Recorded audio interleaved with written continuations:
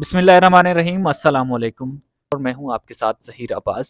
سب سے پہلے میں آپ کو خوش آمدید کہتا ہوں۔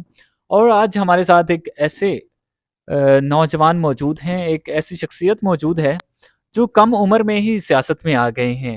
انہی سے جانتے ہیں کہ سیاست میں آنے کی کیا وجہ ہے اور اتنی چھوٹی سی عمر میں سیاست میں کیوں آئے۔ السلام علیکم۔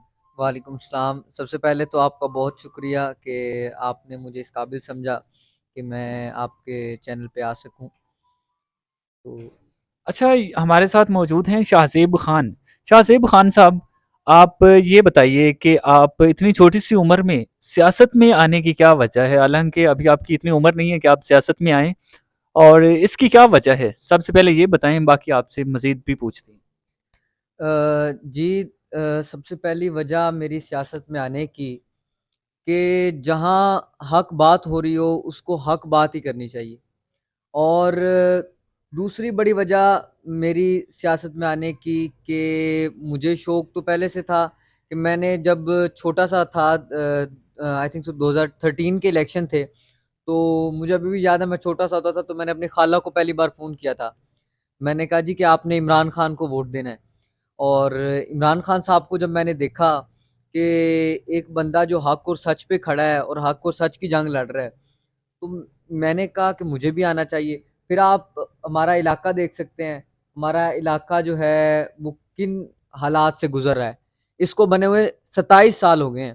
یہ 27 سال پہلے ایک کالونی بنی، اس کے مالک بھاگ گئے، تو یہ کالونی ویسے ویران پڑی۔ ہمارے جو ٹھیکیداری کرتے رہے ہیں یا جو اب ایم پی اے سلیکٹ ہوئے ہیں، وہ تشریف فرما بھی ہوئے تھے یہاں پہ، تو وہ سب ایون کہ قرآن پر ہاتھ رکھ کے گئے تھے جی کہ آپ کو یہاں پہ کچھ نہ کچھ دیں گے، سیوریج دیں گے، روڈ دیں گے، کچھ نہ کچھ دیں گے۔ اچھا، صرف یہ آپ کی جو کالونی ہے جہاں پہ آپ کی رہائش ہے، صرف اسی کو دیکھ کر آپ نے سوچا کہ مجھے خود سیاست میں آنا چاہیے اور یہ جو کام ہونے والے ہیں یہ میں ہی کرواؤں گا؟ نہیں، دیکھیں، یہ میرا مقصد یہ نہیں ہے کہ میں ہی کرواؤں۔ میں نے اپنے لوگوں کی جو آواز ہے نا، میں نے پہلے بھی کہا تھا کہ مجھے تقریر کرنی نہیں آتی، مجھے بولنا بھی نہیں آتا صحیح طریقے سے۔ جو میری عوام میرے جو علاقے میں رہتے ہیں نا، جو میرے محلے دار ہیں، ان کا مسائل بھی وہی ہے جو میرا مسائل ہے، ان کا جو مسئلہ ہے وہ بھی میرا مسئلہ ہے۔ اور وہ اسی مسئلے سے وہ گزرتے ہیں، اسی روڈ سے وہ گزرتے ہیں جہاں سے میرا موٹر سائیکل گزرتا ہے۔ میں نے بہت چھوٹی عمر میں موٹر سائیکل چلانا سیکھ لیا تھا، اور جب میں ان روڈوں سے گزارتا تھا تو موٹر سائیکل پرزا پرزا ہو جاتا ہے۔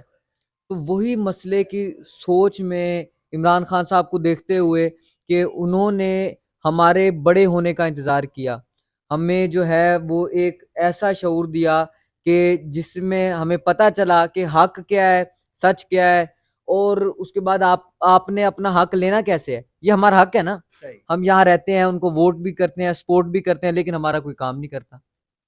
بالکل صحیح۔ اچھا، یہ بتائیے کہ آپ کا سیاسی بیک گراؤنڈ تو نہیں ہے، کیونکہ آپ کے والد صاحب وہ شعبہ تعلیم سے وابستہ ہیں۔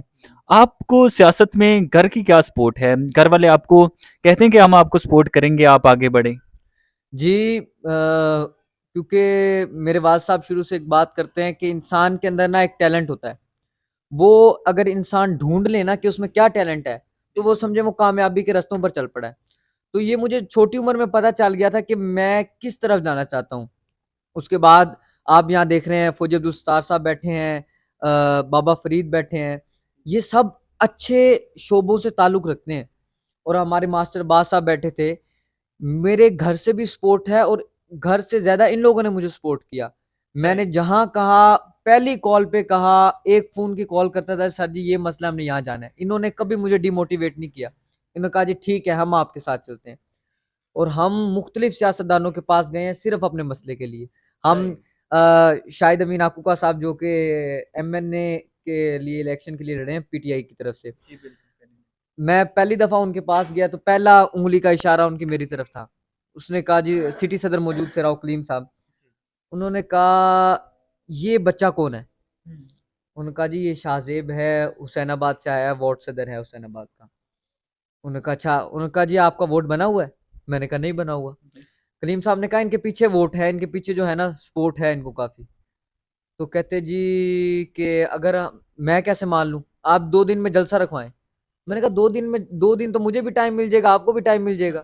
میں نے کہا مزہ تو تب ہے آج ہی آپ رکھوائیں جلسہ, 6 بجے نہ مجھے ٹائم ملے نہ آپ کو ٹائم ملے. ایک ہی دن میں اسی دن جلسے کا بھی کہہ دیا. جی 2 بجے ہم ان کے پاس گئے ہیں اور کہتے جی 8 بجے. میں نے کہا 8 بجے میں نہیں, 6 بجے آئے آپ میرے پاس, نہ آپ کو تیاری کا موقع ملے گا نہ مجھے ملے گا. اور انہوں نے کہا تھا 30 سے زیادہ بندے نہیں کرنے کیونکہ سختی تھی ہر طرف 4 دیواری کے اندر. اور الحمدللہ 60 کرسیاں لگوائی تھی میں نے ان کے 30 کہنے کے باوجود بھی, 30 کی 30 60 کی 60 بھی پوری تھی اور بندے کھڑے بھی تھے. یہ محلے داروں کی سپورٹ کی کیا وجہ سے. بات ہے, ایک چھوٹا سا بچہ اور اس نے ایک ہی دن میں یہ انتظامات کیے کہ 30 لوگوں کا کہا گیا تھا کہ 30 لوگوں سے زیادہ آپ اکٹھے نہیں ہو سکتے, اور 60 لوگ اور 60 سے بھی زیادہ لوگ اس کی سپورٹ میں تھے جو کہ چاہتے تھے کہ ہم ووٹ دیں اور اسی کے تھرو دیں. اور اچھا حالانکہ میں بتاتا جاؤں کہ میں نے ابھی اپنے محلے میں صحیح طرح کمپین بھی نہیں کی تھی کہ شاہد بھائی آ رہے ہیں, کیونکہ جمعے کا دن تھا. میں نے جمعے کی نماز ادا کی اور ہم ان کے آفس چلے گئے. میں تو کلیم صاحب سے ملنے گیا تھا, مجھے تو نہیں پتا تھا انہوں نے آنا ہے. میں نے پوری طرح اپنے محلے داروں کو بھی نہیں بتایا تھا کہ ابھی آپ نے جو ہے آنا ہے. یہ تو جو پتہ چل رہا تھا جب ہم تیاریوں میں مصروف تھے, جو ملتا تھا اس کو کہہ دیتے تھے. یہ ایسے ہوا. صحیح. اچھا یہ بتائیں, عمران خان آپ کو پسند ہیں؟ عمران خان کے علاوہ باقی جو سیاسی جماعتیں ہیں ان میں سے کون کون سے لیڈران آپ کو پسند ہیں, آپ کو لگتا ہے کہ یہ بہترین انسان ہیں؟ دیکھیں ہر انسان کا اپنا پوائنٹ آف ویو ہوتا ہے اور اس کے مطابق عشق ہر انسان سے نہیں ہوتا. صحیح. ٹھیک ہے نا. آپ محبت جب کرتے ہیں نا تو وہ محبت جو ہے وہ صرف ایک انسان سے نہیں ہوتی, ٹوٹ جاتی ہے پھر ہو جاتی ہے, اور بھی لوگوں سے ہوتی رہتی ہے. نہیں, پسندیدگی کی بات کر لیتے ہیں کہ آپ کو پسند ہے کہ یہ بذات انسان بہترین ہیں, ٹھیک لوگ ہیں؟ دیکھیں سب, میں کیونکہ میرے سے بڑے بھی ہیں, قابل احترام بھی ہیں, تو میں ان کو تو کچھ نہیں کہنا چاہوں گا.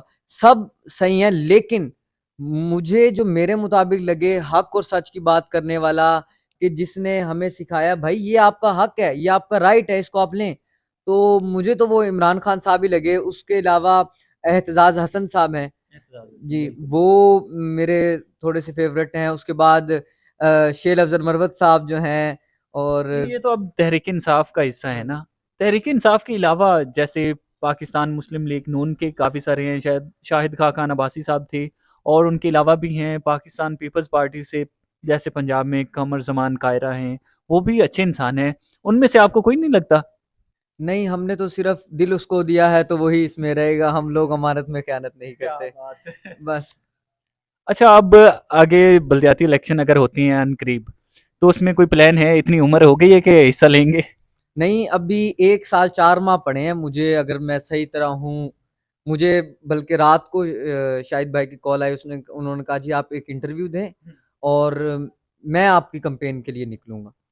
تو انہوں نے کہا اگر آپ اس قابل نہ ہوئے کہ الیکشن لڑ سکیں, آپ کی عمر نہ ہوئی, تو آپ جس بندے پہ انگلی رکھیں گے میں اس کی خود کرنے آؤں گا.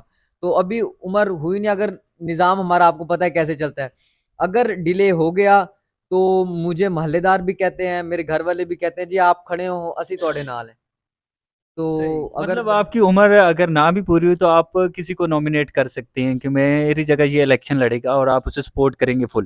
ہاں جی, میں گھر گھر جا کے, میرے جو ہمارے بھاون نگر کے 2 لیڈر ہیں میرے, ایک جو ہے عمران خان صاحب, اور ان کا جو نمائندہ انہوں نے سلیکٹ کیا وہ ہے یہ شاہد امین آکوکا صاحب. تو انہوں نے مجھے کہا جی کہ آپ جس پہ انگلی رکھیں گے ہم اس کو جو ہے وہ ٹکٹ بھی دیں گے بلدیاتی الیکشن جو ہوں گے ان کا. اور انہوں نے کہا میں خود ورک کروں گا, جب وہ ورک کریں گے تو آٹومیٹکلی میں ساتھ ان کے ورک کروں گا, اور ڈور ٹو ڈور کمپین کریں گے انشاءاللہ. چلیں جی, بہت اچھی بات ہے, ہماری بہت ساری دعائیں آپ کے ساتھ ہیں. اور اگر آپ کے دل میں ملک و قوم کی خدمت کے لیے اتنی محبت ہے, اتنا جذبہ ہے, تو ہم آپ کے اس جذبے کو سلام کرتے ہیں, اور آپ کے لیے ہماری ڈھیر ساری دعائیں ہیں. اللہ تعالیٰ آپ کو کامیاب کرے. آخر میں آپ کوئی پیغام دینا چاہیں اس پریف ایم 90 کے سامعین کو؟ میں یہی کہنا چاہوں گا کہ جہاں حق کی بات ہو رہی ہو, سچ کی بات ہو رہی ہو, وہاں اپنا سٹینڈ لیں. جہاں دیکھیں کہ ظلم ہو رہا ہے, ظلم کے خلاف جو ہے آپ آواز اٹھا سکتے ہیں, یہ آپ کا رائٹ ہے. اس میں ہمارا ملک ہمیں جو ہے یہ رائٹ دیتا ہے کہ جہاں ظلم ہو رہا ہو آپ اس کے لیے آواز اٹھائیں, اپنے لوگوں کے لیے کچھ کریں, کیونکہ اللہ تعالیٰ کا فرمان ہے کہ میں اپنے حقوق جو ہے وہ معاف کر سکتا ہوں اگر کوئی بندہ معافی مانگ لے میرے سے. تو لیکن جو انسانوں کے حقوق ہیں نا وہ میں معاف نہیں کروں گا. جو آدمی اگر میرے روڈ سے گرتا ہے نا, تو میں اگر اس قابل ہوں کہ اس کو صحیح کروا سکتا ہوں تو اس کا گناہ مجھے جائے گا. کہ اللہ تعالیٰ کہیں گے میں نے تمہیں پاور دی تھی, تمہیں سب کچھ دیا تھا, تم نے کیوں نہیں کروایا, تو وہ گناہ جو ہے وہ میرے کھاتے میں آتا ہے. تو اس لیے کہ آپ حق اور سچ کی بات کے ساتھ کھڑے ہوں, اور اگر آپ نہیں کھڑے ہو سکتے تو اس کو منہ سے برا بھلا کہہ دیں. یہ میں آپ کی ٹیم کو پیغام دینا چاہوں گا, اور آخر میں پھر آپ کا شکریہ ادا کرنا چاہوں گا کہ آپ نے اپنے قیمتی وقت میں سے ٹائم نکالا اور دیا. جی بہت شکریہ. اور